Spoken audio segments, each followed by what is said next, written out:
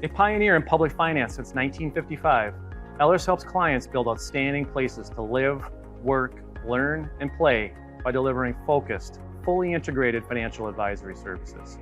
We work with more than 1,500 local governments, schools, development authorities, and public agencies, placing their needs and best interests at the heart of everything we do.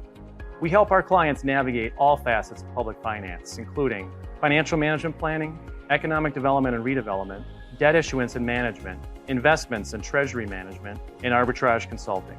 At Ellers, we believe strong communities aren't simply the result of transactions. They're the result of people. We build strong, long-lasting client relationships, collaborating with your staff to complete projects and drive new initiatives forward. Building strong, vibrant, and sustainable communities. Together, it's what we do. For more information, call us at 1-800-552-1171 or visit ellers-inc.com.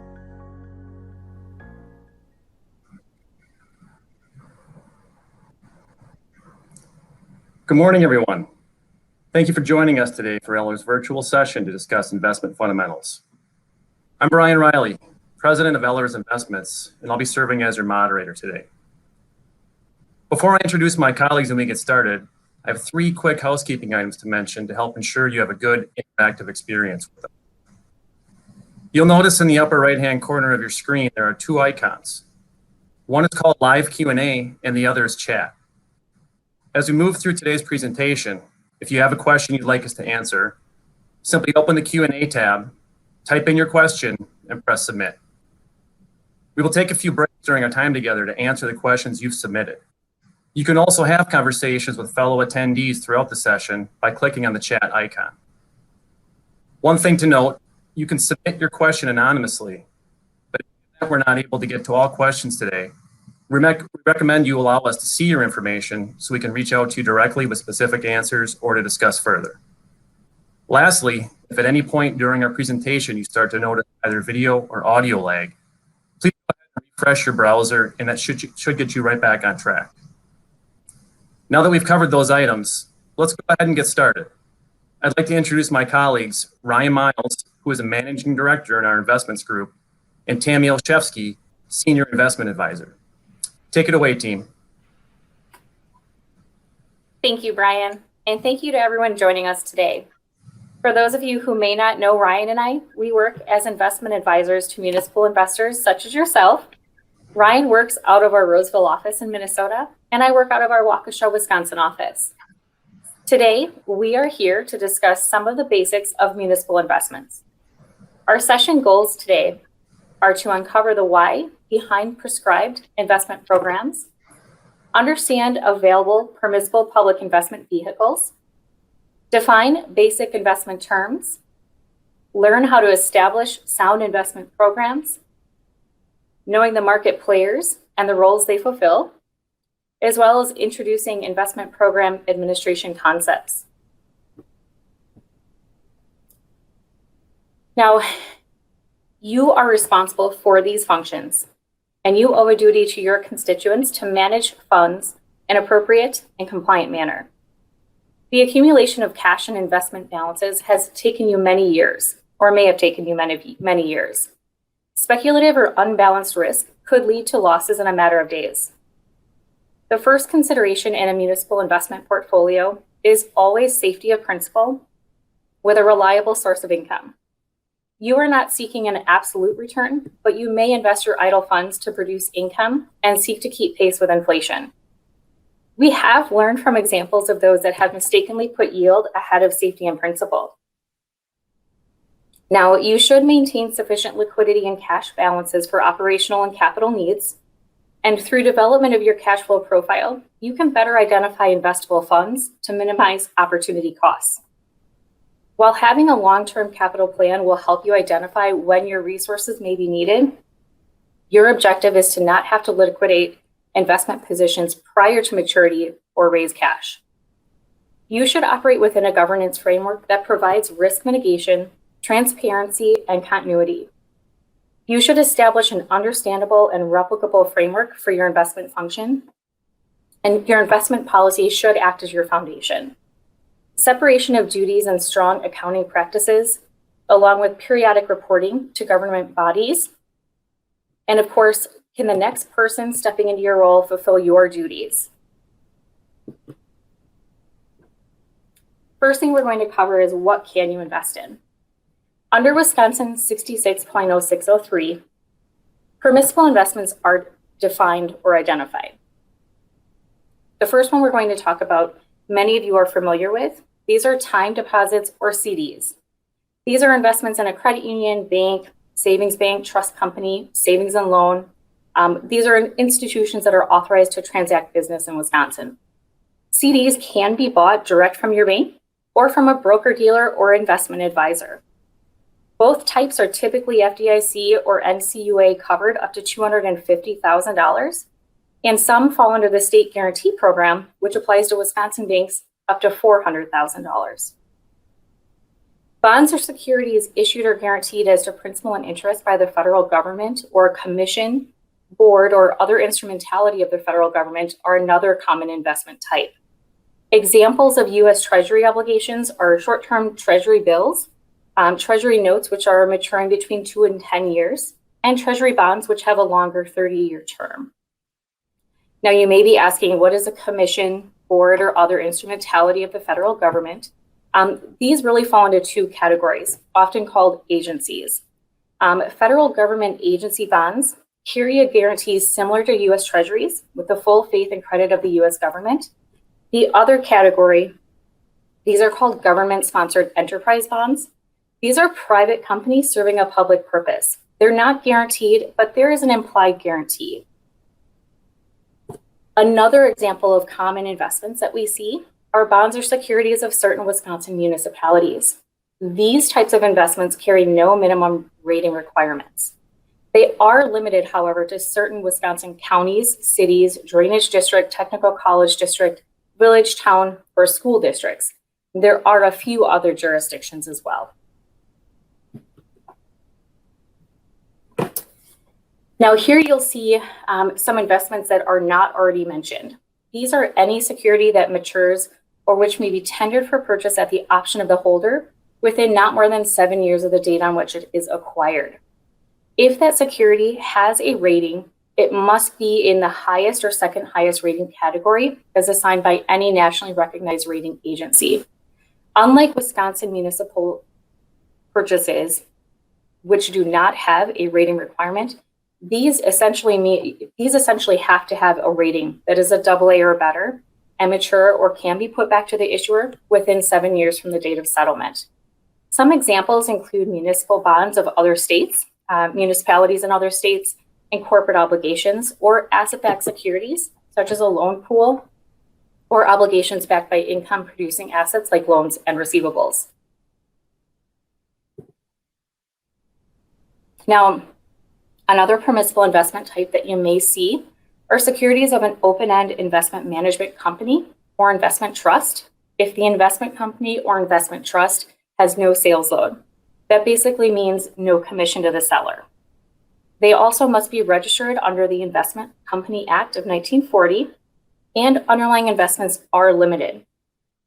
When I say limited, the underlying investments must be bonds or securities issued by the federal government or a commission or other instrumentality, just like we mentioned before, of the federal government, bonds guaranteed by those same entities, or repurchase agreements that are also fully collateralized by bonds or securities of those same entities. This generally describes eligible forms of money market funds or some bond funds. Money markets typically seek to maintain a net asset value, or NAV, of $1 per share, but other mutual funds generally do not. It is important to take caution if investing in mutual funds that don't have a stable NAV. These funds have no stated maturity date, and if you are redeeming or selling the fund shares to obtain cash as needed, you are selling that at whatever that market price or NAV may be. The NAV can change daily, and you may lose money as a result. And of course, the local government investment pool, administered by the State of Wisconsin Board of Investments, is also permissible, as many of you may be aware. Unlike many of the other fixed income investment types we have discussed, The LGIP has a variable rate, meaning that you do not have a fixed coupon or interest rate. The LGIP is a lower risk investment type that is appropriate for short-term liquid funds. Now, we've spoken a little bit about permissible investments. I'm going to turn it over to Ryan to discuss some investment lingo. Thank you, Tammy. As we look at now moving on and defining some investment lingo, lingo is a great word to describe our world. Just like every other industry, we have our own set of lingo and our own set of vocabulary. And I think it's helpful to just pause and take some time to define some key terms as we look at fixed income investments and make sure that everyone can be comfortable with the terms as we go along in our presentation today and as you consider your portfolio. One of the key terms that we're certainly all familiar with is the word liquidity. Typically in the bounds of investments, we think of the key principles from a GFOA standards of safety, liquidity, and yield from an overall portfolio perspective. And so liquidity of the portfolio, but liquidity also refers to the ease in which an investment can be bought or sold at the stated market value and considering the different transaction costs. And so each of the investments that Tammy described earlier have a different liquidity profile, such as a treasury bill. It's one of the most liquid investments in the entire world. It can be bought and sold within milliseconds versus maybe a non-rated municipal bond has a different liquidity profile and being able to sell and get your money back. And so considering your investment profile is important to consider the liquidity for each of the investment vehicles that you hold. Next, let's talk about the principal or the face amount of the fixed income piece that you hold. This is the stated value of the investment, or also known as the par value or the par amount of the particular bond or fixed income investment that you might purchase. They're typically in increments of 1,000 notes and issued at par. But to complicate matters further in the fixed income world, investments are not always traded at par or purchased at par at $1,000 even. And because of the complexities of the coupon payment, we can look at a few different ways that the fixed income bonds trade. When we think about that fixed income investment that you purchase, that investment is held to maturity, again, which is the stated date in which the issuer will pay you back the remaining principal balance and any remaining interest that is owed to you. But that maturity date also has a few different definitions with it, where there is considered a bullet maturity, where you will receive all of your principal back at the very, very end of the maturity cycle. That's a bullet maturity versus a periodic maturity, where you can actually receive periodic principal payments back to you prior to the maturity date of that investment that you purchased. And again, these different investment vehicles have different maturity profiles. And as we consider structuring a portfolio, we consider how best to use a bullet maturity versus a periodic maturity based on cash flow requirements, interest rate environment, et cetera. Certainly then with that maturity date, there also comes a little bit more nuances to the maturity date, where there's something known as a call date or an optional redemption date for that investment. An investment, much like a municipal bond that you might issue yourself, will retain the rights to maybe pay off those bonds early and have a call feature to pay that bond back. So as an investor, if that bond that you buy has a call feature, that issuer might be able to call that bond back and pay you back early. And so there are a very different types of callable investments, but there's typically a make whole call. And so if you were to get the bond called back or sent back to you early, they will typically pay you the remaining interest in the par amount that the investment was purchased at. At the bottom of the screen, we show, if an investment had a call feature with for the July of 2021, but really had a maturity date of 2023, a call date doesn't mean that that issuer has to call the bond and give you the money back. They just reserve the right to do that. So if they do send you the money back, what you're going to be looking at is not being able to invest those funds or hold those funds for those following 2 years until that maturity date.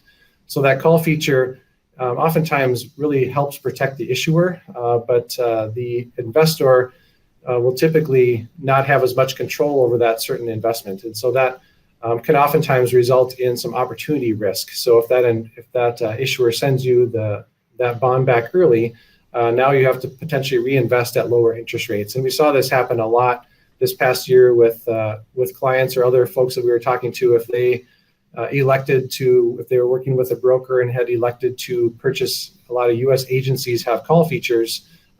With the market changing and the U.S. government decided to call those bonds early, and so a lot of folks had their money had to reinvest at lower rates, and so they really created an opportunity risk with callable bonds. And so it's certainly something as we align portfolios to make sure that we are mindful of that call feature. Next, how do you get paid? So the getting paid from a fixed income investment, you are paid from a stated coupon, the stated interest rate issued. And that coupon payment is typically semi-annually for a municipal bond, and it could be a fixed or a variable rate coupon payment. And so, much like you're making debt service payments a couple times a year as an investor, you're now receiving those coupon payments if you were to purchase a Wisconsin municipal bond, for example, and that is your the money that is paid back to you. But the coupon payment is not the yield. And so I think there is sometimes some misconception of finding a 3% coupon bond in today's rate. That is not necessarily the yield that you will receive on that bond. And we'll get to that in a minute. But the yield that you'll receive is certainly the measure of when you consider all the net cash flows and all the money that you had to pay up front from accrued interest standpoint. And then if you net all that out, you come to your overall yield. And so as we think about a bond that has a call feature, there's different ways to measure yield. So there's a yield to call, or we'll call the YTC. How much will you yield if that bond was called versus a yield to maturity? How much would you receive if that bond was held all the way through to maturity? And oftentimes those rates of return will look different for the different investment profile. So something to be mindful of too as you're considering investment purchases.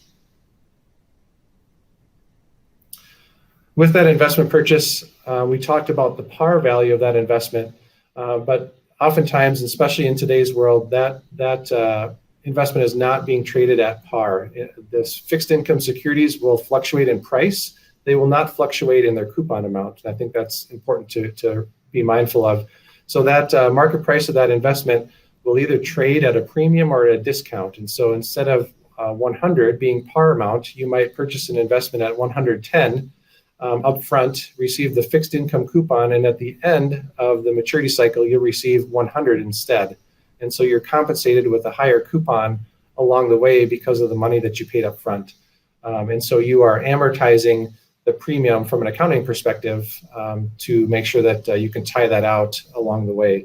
If we look at purchasing discount bonds, again, you're purchasing a bond below par, so maybe at a 97 or a 98, and that bond will then accrete back to par over the lifetime of the bond, and you'll receive the par amount or more than what you paid for at the end.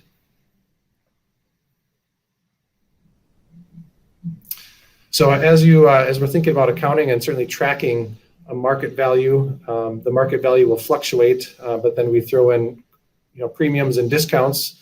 The market value is certainly what is considered the trading value of the security at the time. And if we're marking to market at a year end, certainly the market value. But in the underlying accounting aspect of your fixed income portfolio, there is a book value, also known as the book value for accounting, as you're looking at the price paid of the security plus or minus the premium or the discount, and how you amortize that premium or discount over time to make sure that your books and records are correct, certainly throughout the months, and then at year end as you mark those investments to market as well. So we'll put it all together here, and we wanted to give an example of a trade ticket. And so as you purchase an investment, a trade ticket is really your receipt of an investment that you're purchasing. That's going to notate all the different pieces of the lingo that we described here earlier. So it might be a little hard to see, but at the top you'll see that this investment example was purchased. It's a U.S. agency, considered a Fannie Mae agency. The top box in the upper right is the coupon payment of this bond, 1.875, with the maturity date of September 26th. So that is if you hold this to maturity, that's going to be your expiration or your maturity date for that particular investment. As Tammy mentioned earlier, a U.S. government agency does carry the implied full faith and credit of the U.S. government. So from a rating standpoint, a very highly rated bond, AAA rated by Moody's and AA plus by S&P.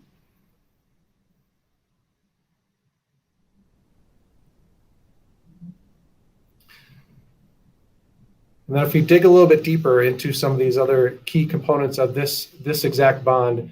So this bond for our client was purchased at a premium, and you can see the price is 104.88. And that's the lingo of what we're actually paying for that bond.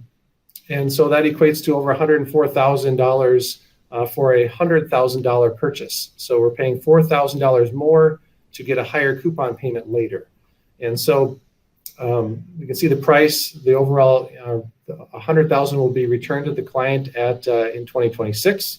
There's also some accrued interest because coupon payments are paid semi-annually every 6 months. So if you purchase an investment in the middle of that cycle, you have to pay the other guy some interest because you'll be receiving the 6 months of coupon payments all together. So you pay some of that up front as well.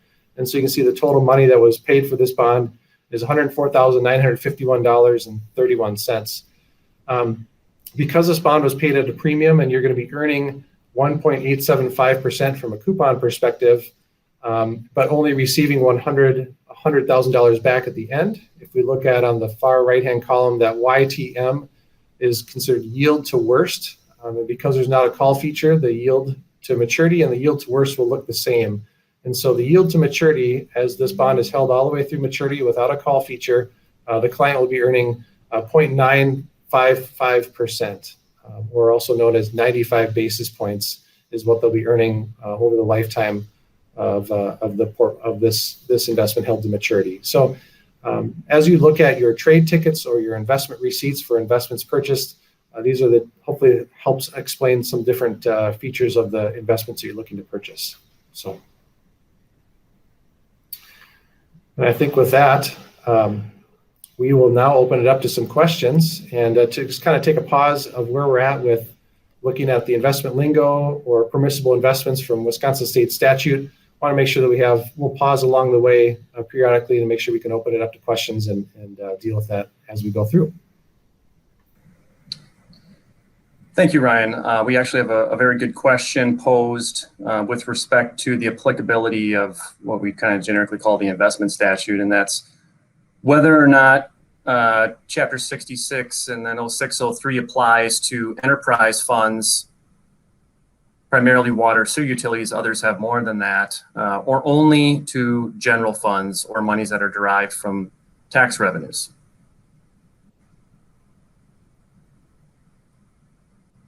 That's a great question, and I'll take that one.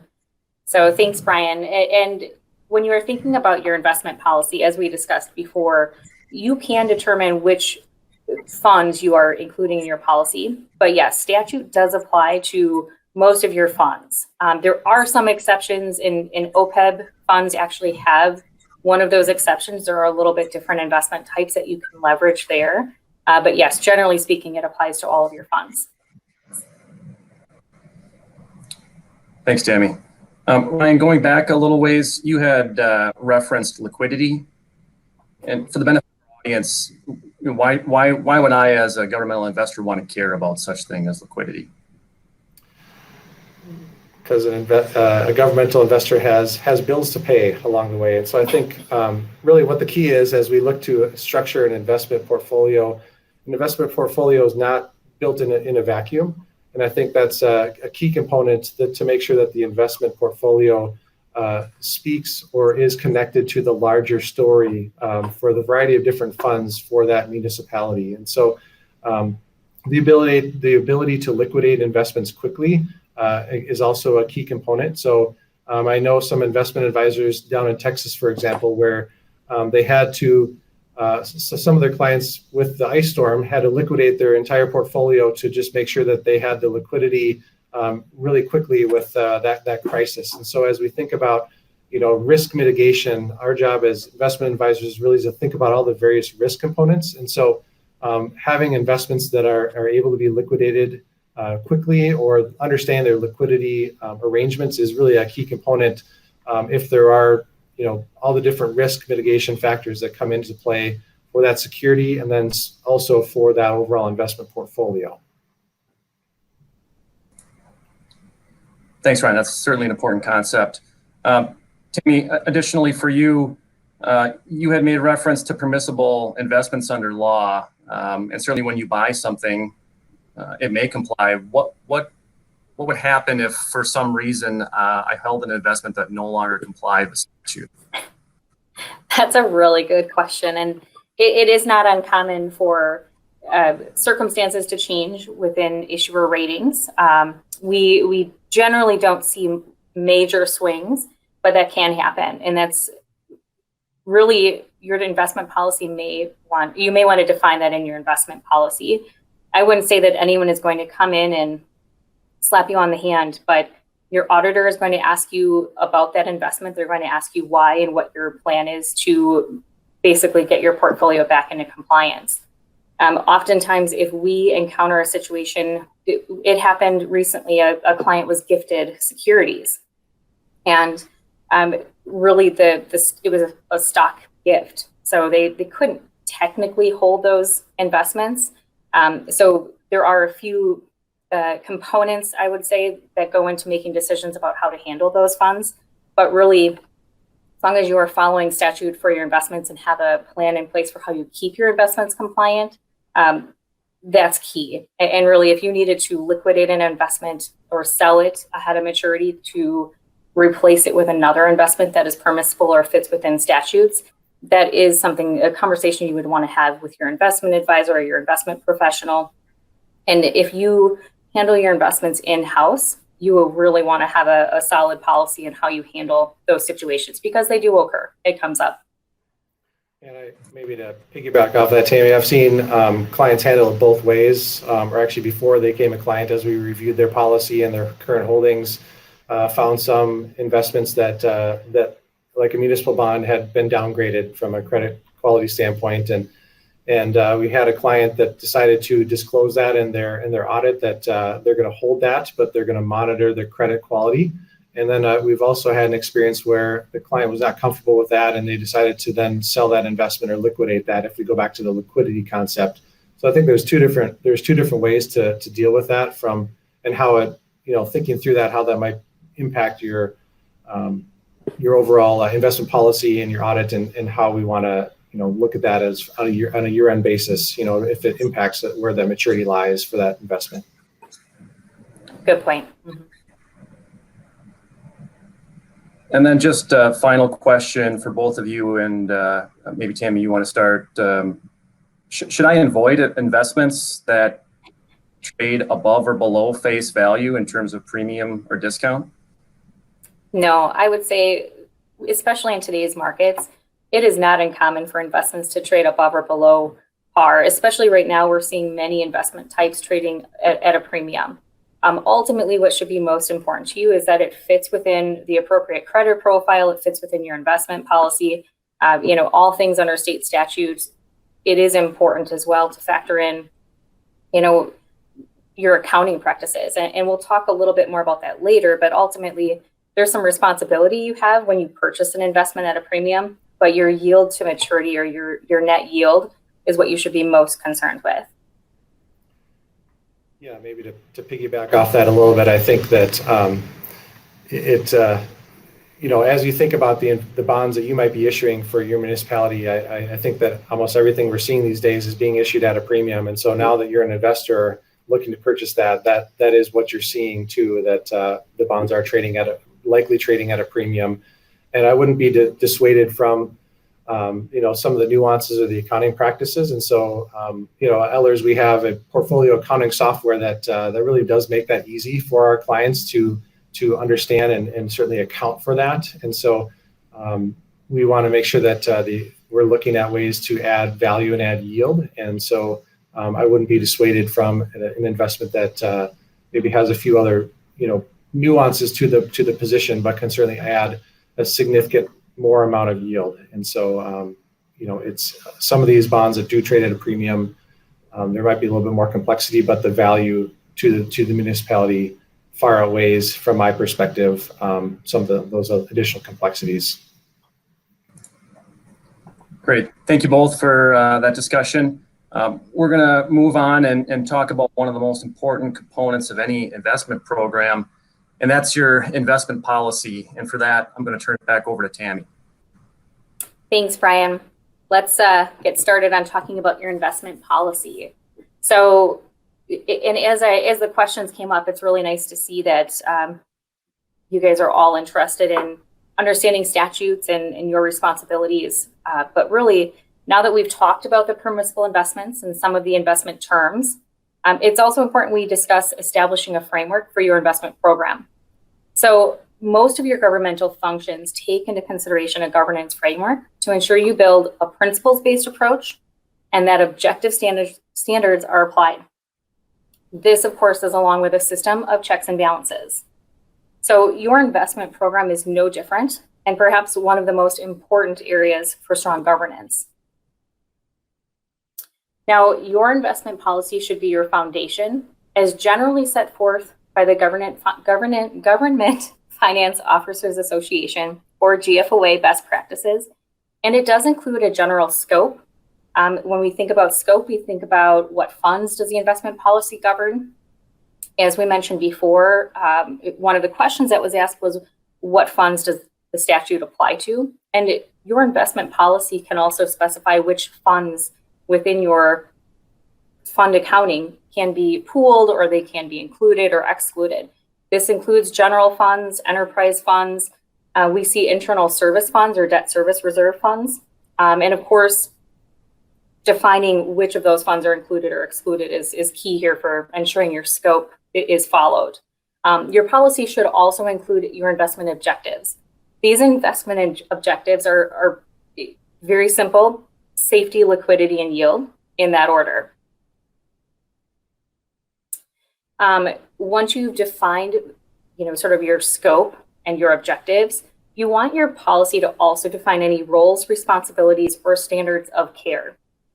Delegation of specific authority on your team by title and responsibility provides clear direction on who does what, and it limits liability of those involved. Your standard of care should take into consideration the knowledge of those involved, as well as those whom you may engage as outside professionals. Now, industry professionals will generally recommend you follow a prudent investment rule, prudent investor rule. This is the standard of care in most circumstances.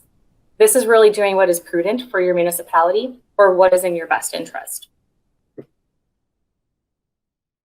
Now, once you determine who's handling your investments, you'll also want to determine which investment types are suitable and authorized.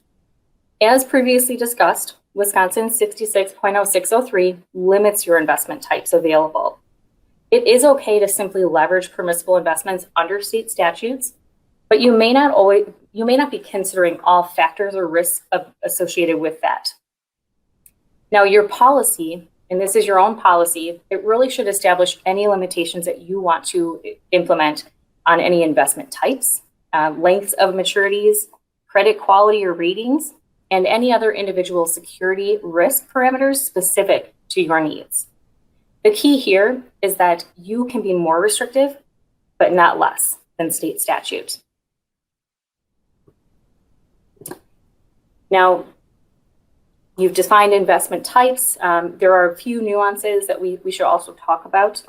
This also should have some diversification or defining any diversification requirements in your policy. As noted here, kind of that don't put all of your eggs in one basket. And I'll list out any requirements to limit potential credit exposure to one or more issuers. You may want to place thresholds on particular investment types. You might also define things like desired weighted average maturity or set term limitations for the investment portfolio. And within your policy, you may also define any safekeeping, custody, or internal controls. We'll discuss more about this later, but you should be thinking about where your investments are held, who's authorized to hold them on your behalf, what is the method and process for settling investment transactions, and what is your process for buying investments. Establishing a separation of your duties is also a best practice to reduce and mitigate the risk of fraud or abuse. So as you start to consider who can hold your assets, you may want to include a list of all financial institutions, depositories, or counterparties within your policy. You'll want to establish who is eligible to hold your money and any collateral requirements that you want to set up. Collateralization is not required in Wisconsin, but it is a best practice. You may want to list out all of these financial institutions you are authorized to transact with, and think about any due diligence requirements or any internal process to establish these relationships with broker-dealers, investment advisors, or any other counterparty relationships. Think about whether you can delegate authority for diligence related to these securities counterparties, if you have to do it or if you are able to delegate to an investment advisor or another fiduciary. And of course, after determining where you can hold your funds, you also should establish any risk or performance standards within your portfolio. Now, you may want to establish a set weighted average maturity on your portfolio or set a benchmark or standard with similar objectives or timelines. What I mean by that is if you are setting a benchmark, it would be common for you to set a benchmark that has a similar portfolio structure or similar objective. It is common for us to see treasury indexes such as a Bank of America 1 to 3 year, or occasionally there are other benchmarks that we'll see on a general fund portfolio, but usually they're in that 1 to 3 year time frame. It is not always the same benchmark that you would use on another special fund or, say, a bond proceeds investment portfolio. But the key here is to focus on establishing these benchmarks for your portfolio return and risk parameters to evaluate against. Now, as we just discussed performance standards, this is often used as a component in your periodic investment reports. Creating reporting and disclosure standards within your policy allows for consistency. Decide what your governing body or finance committee wants to see and know how often they want to see that information. This could include balances, income received or accrued, and any performance measures or diversification levels you've defined.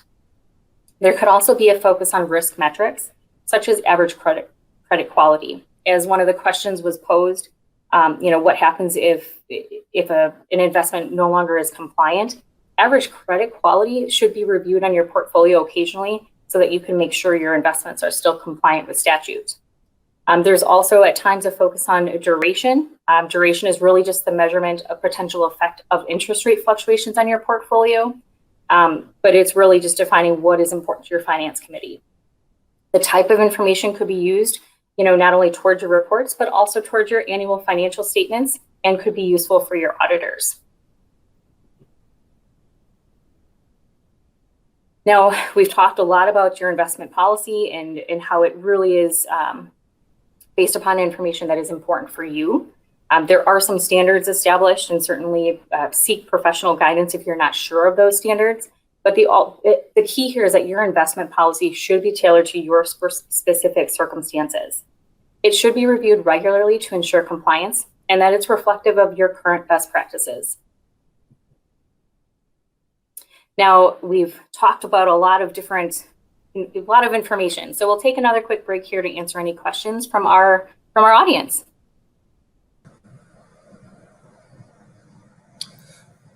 Thanks.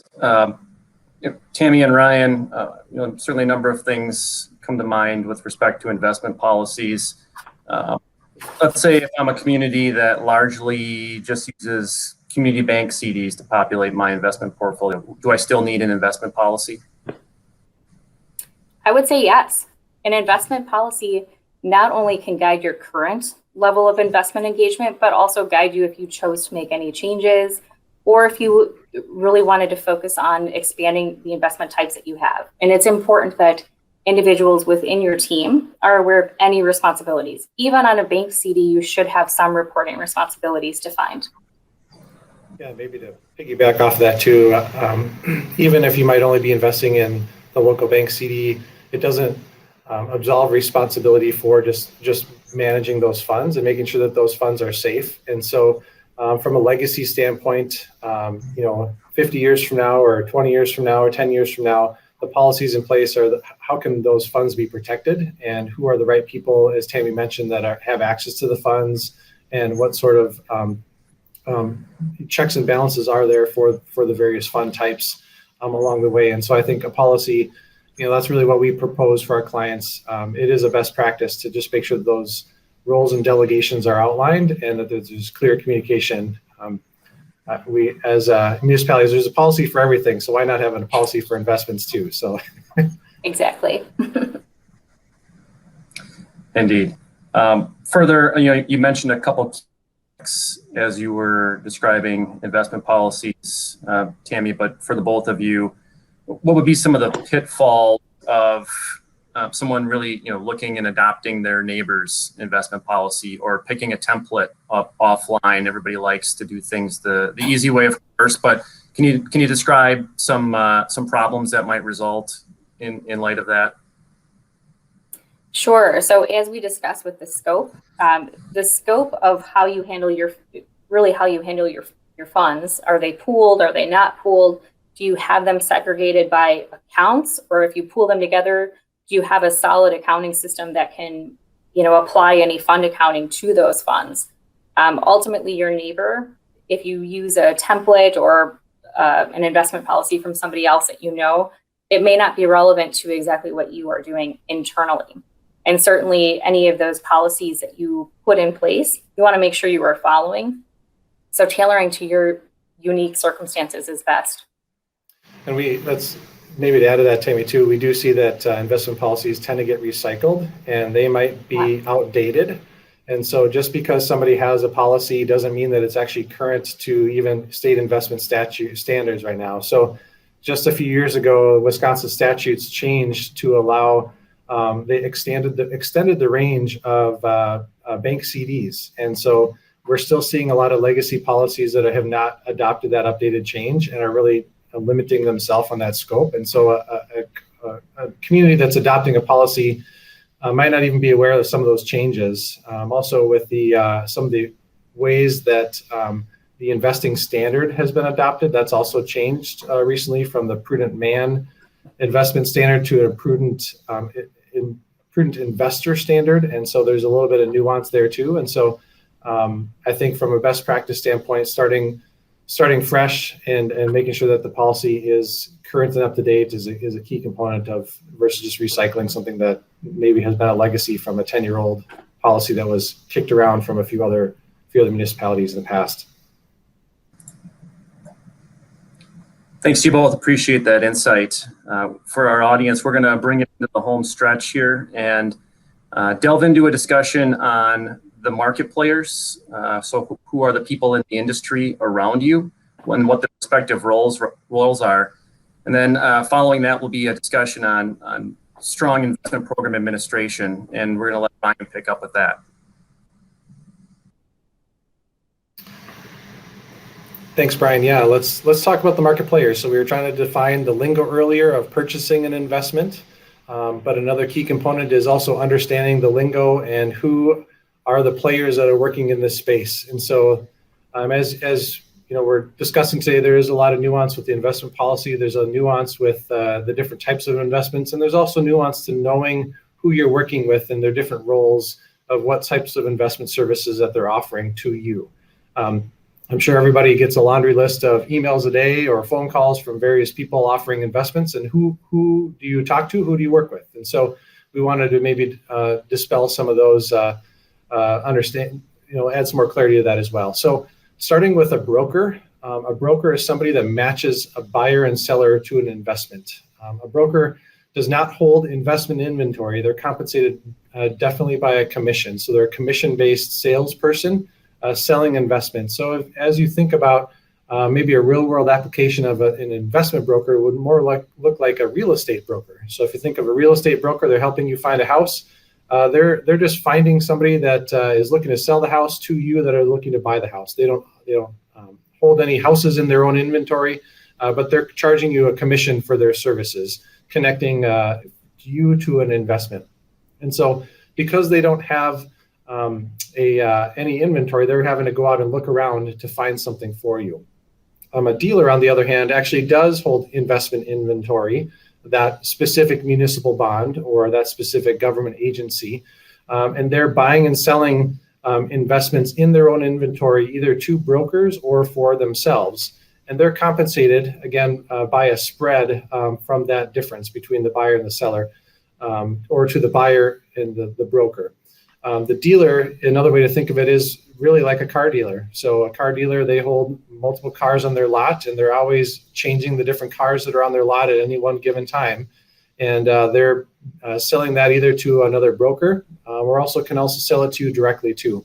And so there are instances of certainly standalone brokers and standalone dealers, but oftentimes you will find that both are working typically as a broker / dealer, and they'll often either times have investments in their inventory. And if they say, I'll go find that for you, they do not own that investment in their inventory, and they're acting as a broker and then going to be marking up that investment and charging a commission to do that.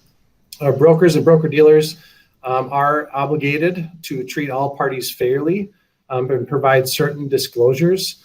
And the obligation that they hold is to maintain a suitability standard, that the investments that they're offering you are suitable within state statute, that there's a suitability standard of their care.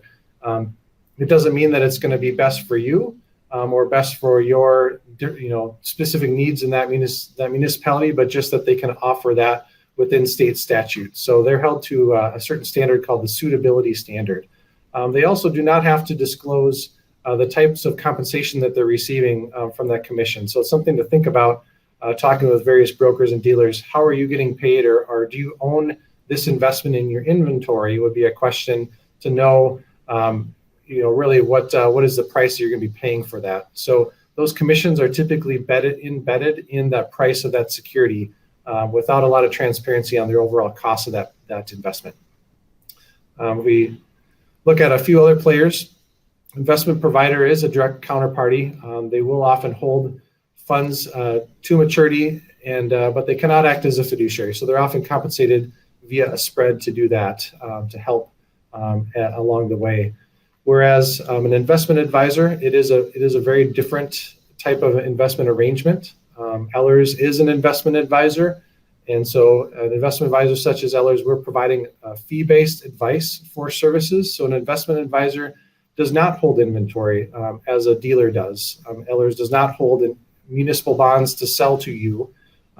They're out charging. They can't provide a commission or a spread on what's being purchased.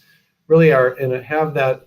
The difference between a broker and a dealer and an investment advisor is that an investment advisor is registered with the SEC and to act as a fiduciary. So there's a fiduciary level of service to that client, and therefore is able to provide a little bit more typically independent advice based on the investments that are purchased. And the investment advisor would then go out and purchase investments on the client's behalf, working with various brokers and dealers to get those prices and commission points down as low as possible so that the client would benefit on the other side. The investment advisor, such as Ellers, cannot serve as a custodian. So you're purchasing an investment either at par or at a premium, and you're going to buy it from a broker or dealer, or an investment advisor is going to help you.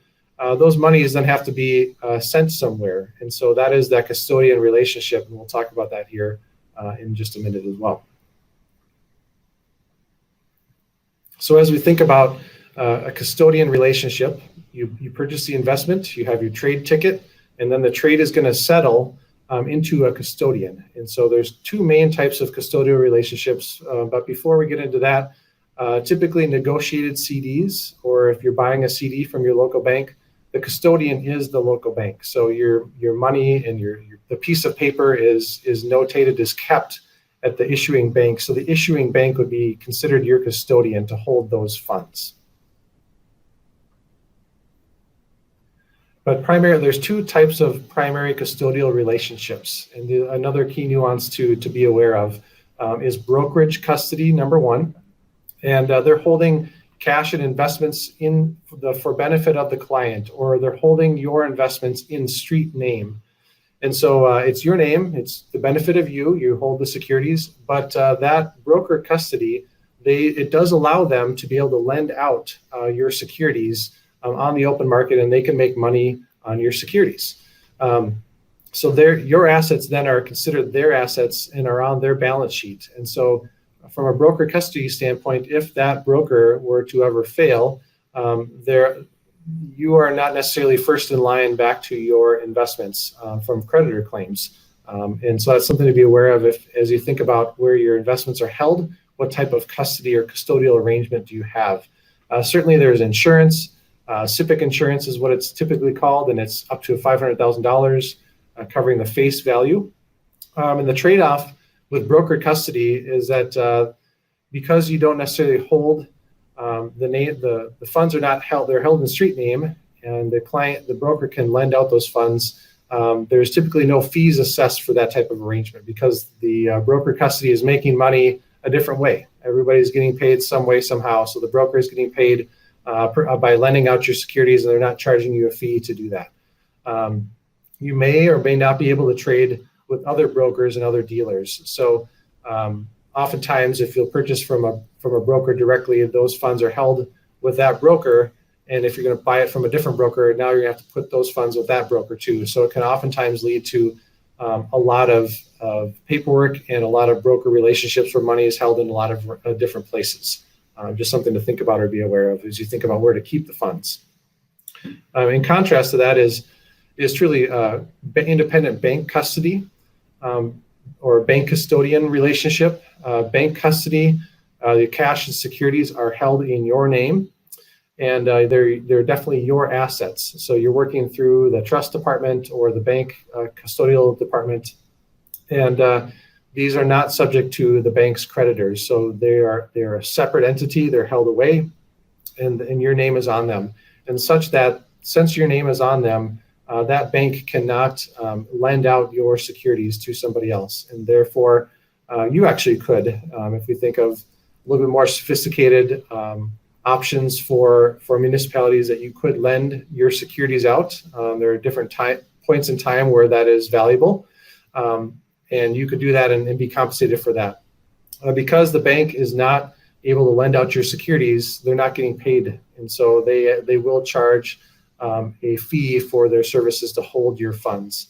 And so oftentimes a lot of folks don't even know that they're paying money to a custodian because it maybe gets taken out of their interest earnings annually or quarterly. But if it's through a bank custodian, you are generally paying a fee just to hold the funds. So they're not offering investment advice. You're just paying a fee for them to just hold the funds in your name. But another trade-off with independent bank custody is that you oftentimes can consolidate all of your various brokerage relationships and hold all of your various securities into one spot. And so that by having that independent relationship can add some value by limiting some of the paperwork and some of the accounting that you might have to do if you had multiple broker relationships.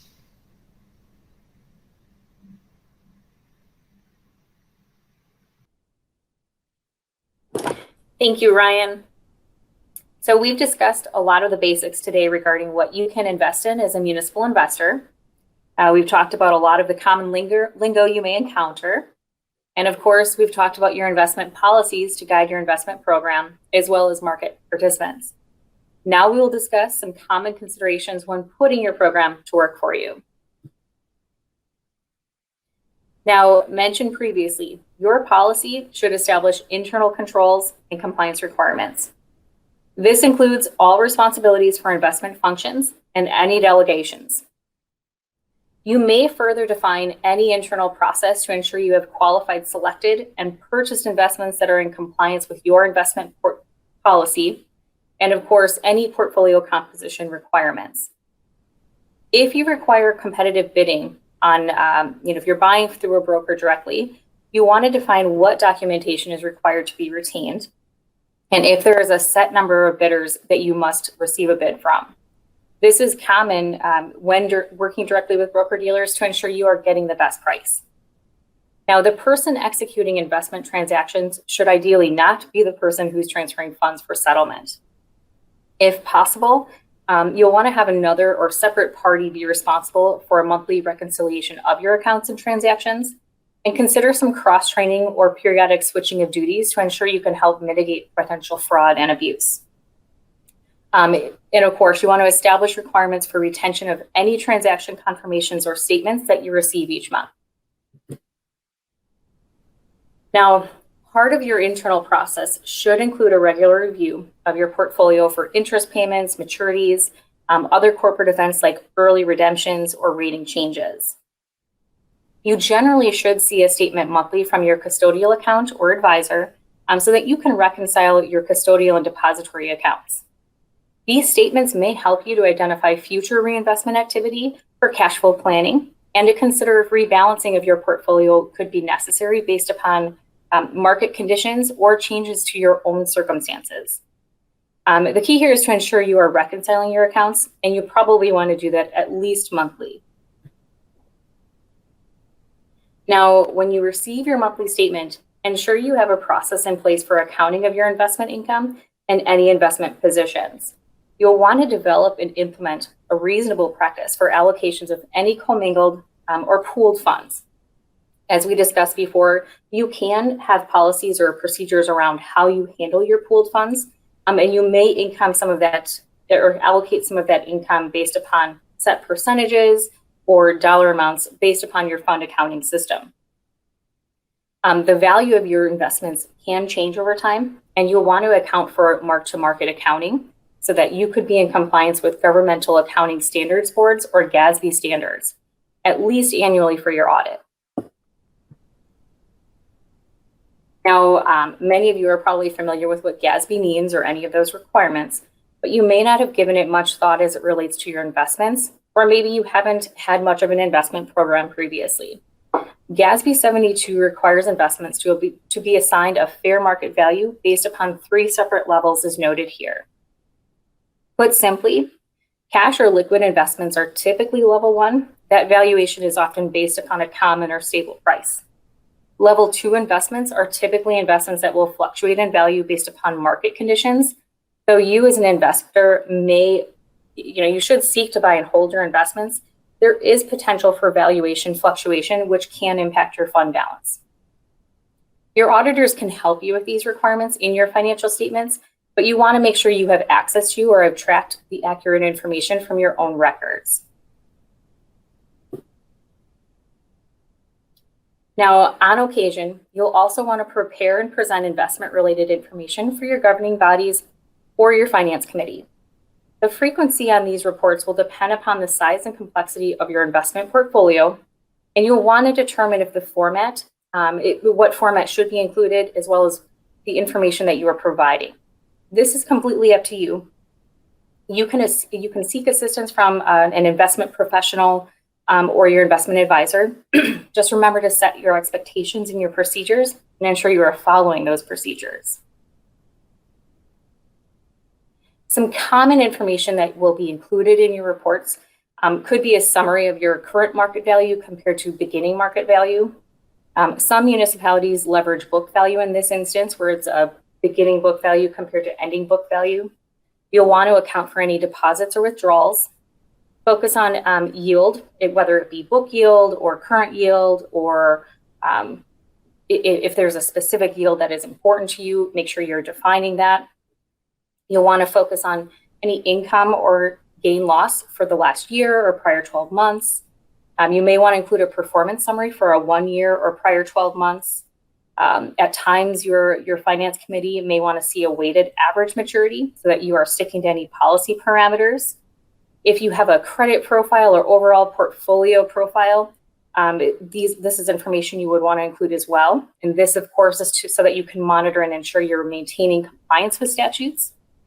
And of course, if you have any diversification requirements in your policy, you can include a profile within your reports as well. So we've talked about a lot of information today. And many of you on the in this session have either established some investment accounts previously or have some level of expertise here. But, excuse me, I got a little frog in my throat. Even if you don't remember everything we talked about today, there are 3 things on the screen that you want to keep in mind.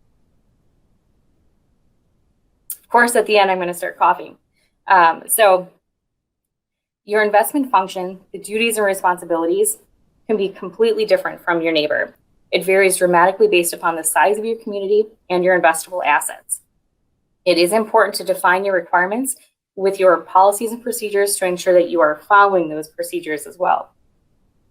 Now, not everything is universally applicable. There are some duties and best practices that all municipalities should consider, but as we mentioned before, tailor these to your circumstances.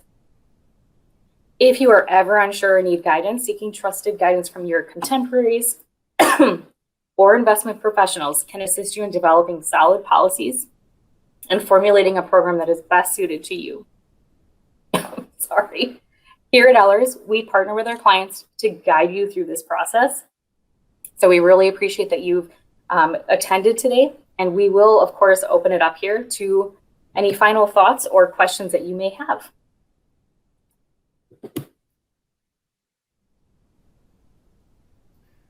You doing okay over there, Tammy?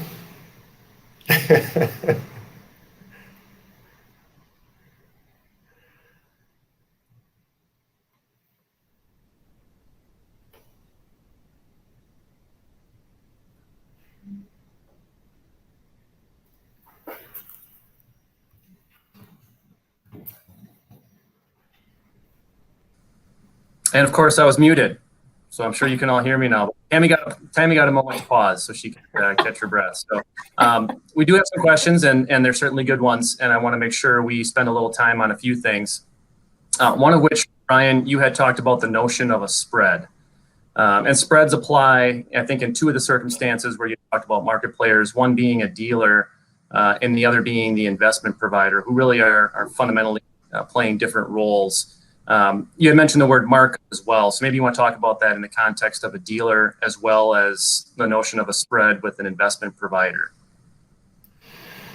Yeah, it's a good question. I think the way the spread is what is between the dealer and the broker, and so as the dealer is then selling to the broker is the spread, and then from the broker to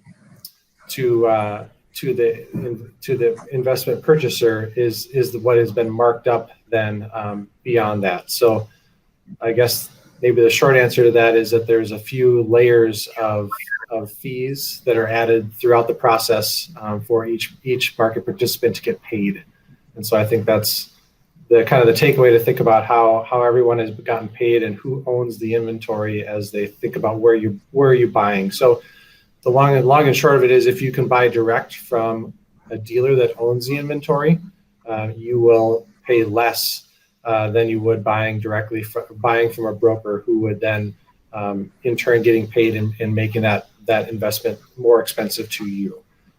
So as a rule of thumb, thinking through the market participants and trying to find dealer relationships, and the key to something that has that investment in their inventory is going to be a better priced security overall. So everyone has a different price of what they're selling it for. Sure, thank you. And I think it should be understood as well that dealers are looking to buy at a lower price than what they're selling securities for, and that's fundamentally a major way of how they get paid. And the point on the investment providers is to understand the products they're providing largely aren't available from other parties. They're taking in your money, and what are they doing with it? They're investing it themselves, but they're going to pay you a lower return than what they're achieving with those dollars that they're holding. And oftentimes that can be a fixed rate. It can also vary over time as well. So I think those are just different takes on a spread. And as we said before, terminology can be important in this industry, but education is key. Next question for you both. certainly not uncommon to buy an investment from your bank's investment department. As long as they have maybe one or two people in-house that are properly registered. This is not infrequent. If I were to do so, you had talked about custody. Where is that investment held if I buy through my bank's investment department? That's a really good question, and it's definitely worth asking your bank where they would be holding those funds.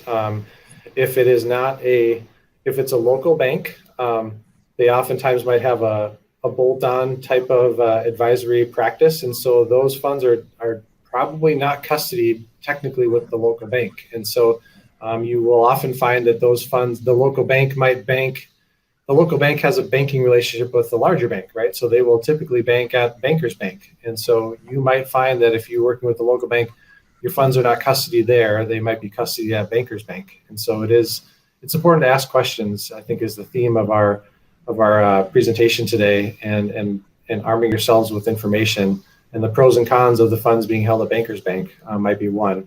Tammy, anything you want to add as well? Yeah, and I have encountered a few situations where someone has purchased direct through a bank or may have multiple brokers. And it really, whomever you get your statement from is typically where those funds are held.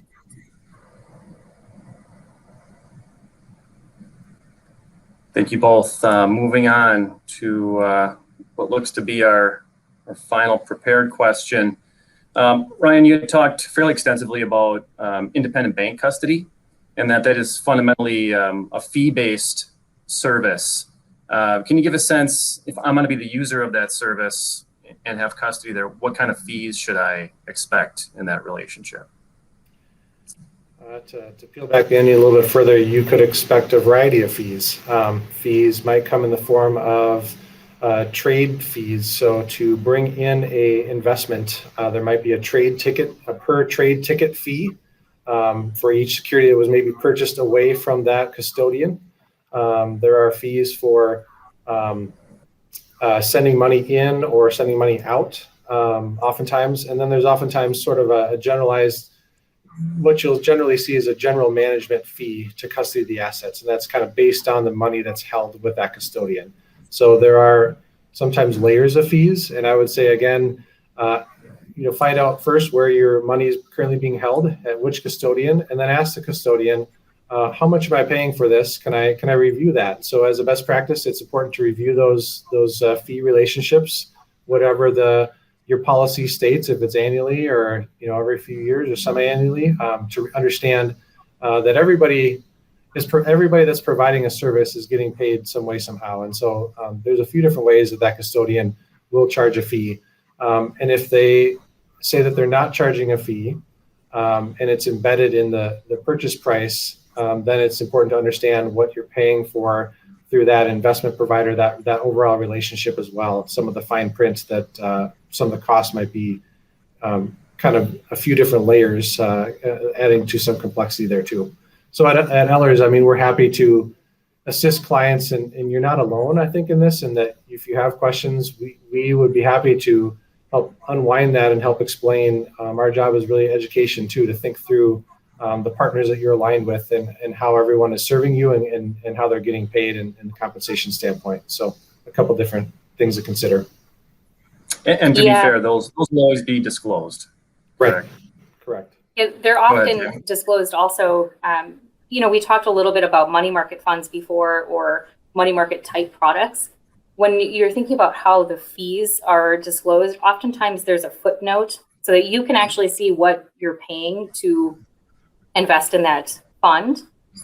We also have come across a few situations. As I mentioned, municipalities might have various brokers they work with, or CD brokers, and they take a spread off of your CD. So if you're buying a 1-year CD and they're taking a 10 basis point or 0.10% spread off of the interest they're paying you, and you're renewing that every year, keep in mind you are paying them 10 basis points a year to basically hold that investment for you. So, as Ryan mentioned with fees, it's important to factor in not only the fees you actually see, but the fees you're not considering or seeing explicitly on your statement.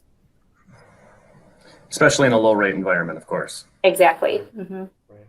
Was one last question submitted here while we were chatting away. I'm going to try to set this forth, and what I think the person asking the question is asking. The way it's stated is any comment on investment advisors that distribute bank deposits among many banks for funds held for others. And what I think is largely being described there is a product that many think of in the terms of what the CDARS program is. There are other similar circumstances where bank deposits are placed with a single entity and then shared amongst other banks in order to maintain full FDIC coverage. My perspective is that's fundamentally an investment provider in those circumstances because you're fundamentally transacting with that party. But maybe if you want to talk about how that works and what people should be thinking about when they're reviewing those particular programs, because they can get very nuanced and you have to understand who you're transacting with and where the money is actually held. Ryan, do you want to start? Yes. We'll let Tammy catch your breath here. So there's two different things. The CDARS program or a large national provider like that, you can oftentimes find that at your local bank, and they do provide FDIC coverage. The money is typically custodied at that bank, and then the funds are sent out nationally in $250,000 chunks to a whole bunch of conglomerate banks or banks that are participating in the program and kind of trading money back and forth so that you are considered whole, as it were. Something to keep in mind, though, from that perspective is that you don't necessarily have control over where all those dollars are being placed. And so the money might be custodied at that local bank, but your FDIC insurance is coming from all those banks on the list. And so if you might hold bank CDs somewhere else, and then you have some of the money in the CDARS program, you might be doubling up on some of your FDIC coverage because you might not have the chance to vet or see who's on the list, as it were, of where the money is being held. So that CDARS program is a fine program. It just, you are trading control for FDIC coverage, and so there's always a cost benefit to looking at things, and so something to keep in mind as you consider that program. I know there's also a program in Wisconsin that not with the CDARS, but more of a provider standpoint. And maybe Tammy, you want to talk about that a little bit? Yeah, certainly. We have, I've encountered a few other depository or what is assumed to be a depository investment. And we have certain investments that it's called an ICA or ICS. In that circumstance, you may be depositing your funds with one particular bank. We have a few clients who leverage that product. The FDIC insurance is really also not guaranteed up to, after a certain amount, because they ultimately only have a handful of banks that are pre-selected. So as Ryan mentioned, you have some control in that product of defining who is holding your funds, but they may only have a couple of banks available within that product so that your FDIC insurance is limited. Another product, very similar to the CDARS program, is a program where you do obtain that FDIC insurance through your bank, but it also gets parsed out to a variety of banks. And I think the key here, as Ryan mentioned, it's important for you to be consistently and constantly reviewing those underlying banks to make sure that any outside investments that if you're buying CDs on occasion from a few banks, if you are buying, you have deposits, like your tax roll comes into your local bank, make sure that you're not doubling up on that. There's money funds that you can purchase through various investment providers where it acts very similar to a bond fund. Your investments may not be FDIC insured, but if you're putting money with that provider, make sure you're not, doubling up on any FDIC insurance with that particular provider as well. And of course, if any of you have questions about these specific providers, I won't go into a lot of the detail or name names, but it is important that you are making sure you know where your money is, how much you're paying for those funds to be held there, and that you're not doubling up on any sort of collateral requirements or FDIC limitations. Maybe just lastly on the point of those sorts of products, they come in different flavors, of course. Some will guarantee you for the duration of time that your money's held with that institution. Others will fluctuate over time, and you will get periodic notifications of the changes. And that's largely due to the demand for deposits in the banking system. And certainly right now, banks are flush with capital, so the returns on those sorts of things can be nominally better than your alternatives, but certainly have come down substantially just in relationship to the overall marketplace. Mhm.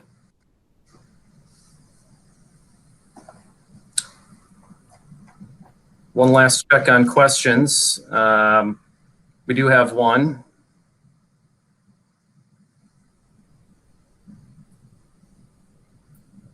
I'll speak to this. I'm not going to put it up on the screen, but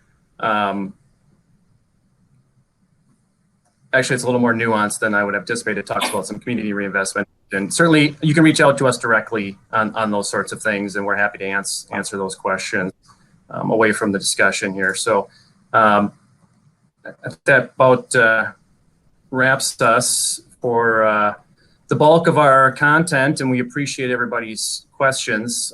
Certainly, from our perspective, I personally want to thank Ryan and Tammy for their insights and discussion, and all of you for taking time out of your busy day to join us. I did mention in the chat early on that a copy of today's presentation and a recording of the session will be posted to your virtual attendee hub, and that's for your future reference. And because we're always interested in learning about ways we can make your virtual experience more dynamic and deliver content that's most valuable to you, we're going to send you a very brief survey in the coming days. So we hope that you'll take the time to give us your thoughts on what we did well and where we can do better. Again, we thank you all for attending and hope that you enjoy the rest of your day.